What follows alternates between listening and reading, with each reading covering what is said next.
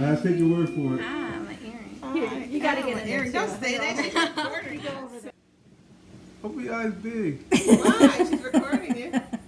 Oh, she on my bed. On my bed. Oh. Today we're going to learn how easy and fun it is to use stale bread to make pie crust at home. If you save your stale bread, including your bread ends, bread crust, it will also save you a lot of money. Why pay more at the store for breadcrumbs and croutons when you can make them at home for free using leftover bread crust, stale dried out bread?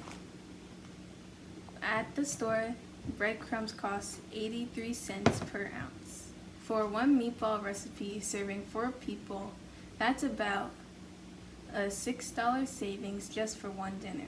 Imagine how much you could save in a year if you save food scraps and turn them into ingredients that we usually buy at the store for a lot of money but already have at home. Not only the bread scraps free, you can use them to make lots more than just meatballs or meatloaf. You can make homemade croutons, dumplings, bread pudding, and French toast, crispy toppings for baked mac and cheese. You can also use them as a thickener for soups and sauces instead of thickeners like flour. Okay, next lay them out on a baking sheet and dry them out overnight.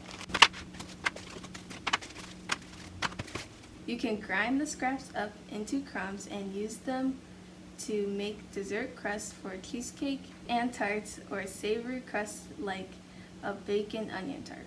Now for the ingredients. To make these crusts at home, all you need are bread scraps, Ziploc freezer bags or freezer-safe airtight container, a baking sheet, and a few pieces of kitchen equipment that you probably already have in your kitchen.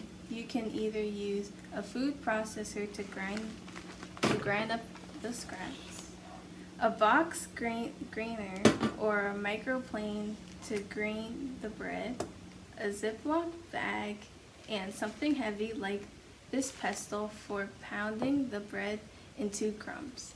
Today we're going to make pie crust for a lemon tart. First, let's prep the stale bread. If you are using the bread for croutons, just remember to cube the bread first, either with or without the crust before baking them. Place the bread on the baking sheet in one layer and bake them in a 250-degree oven until very well dried out, about 10 to 25 minutes. Oops.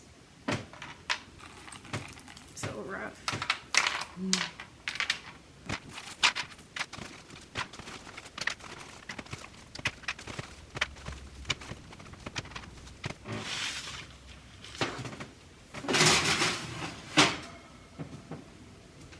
To make the breadcrumbs, if you are using a food processor, add them to the machine and pulse until you have crumbs. You can either make coarsely ground breadcrumbs or finely ground breadcrumbs.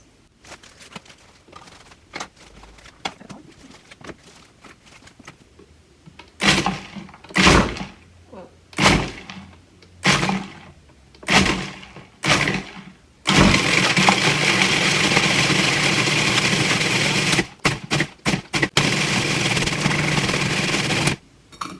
Now for the fun part. Now we're going to make the crust. First, preheat the oven to 350 degrees Fahrenheit. Next, combine 2 cups breadcrumbs.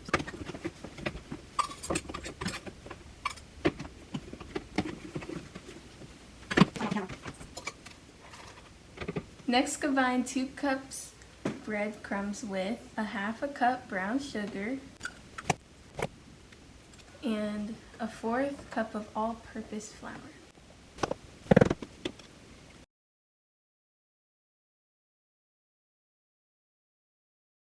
Lightly beat 1 large egg with a half cup unsalted melted butter that has cooled off.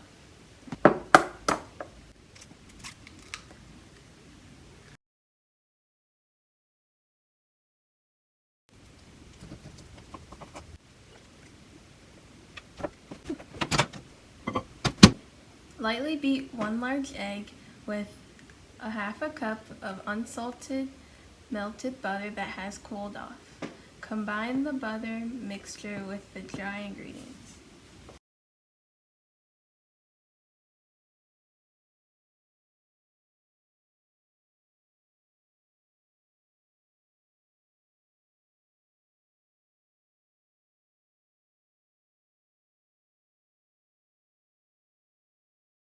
Press on the bottom and up the sides of a 9-inch pie pan. Bake the crust for about 10 to 15 minutes.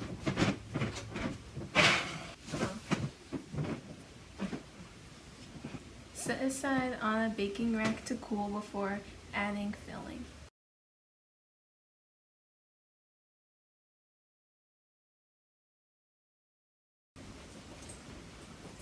I made a lemon tart using this crust recipe.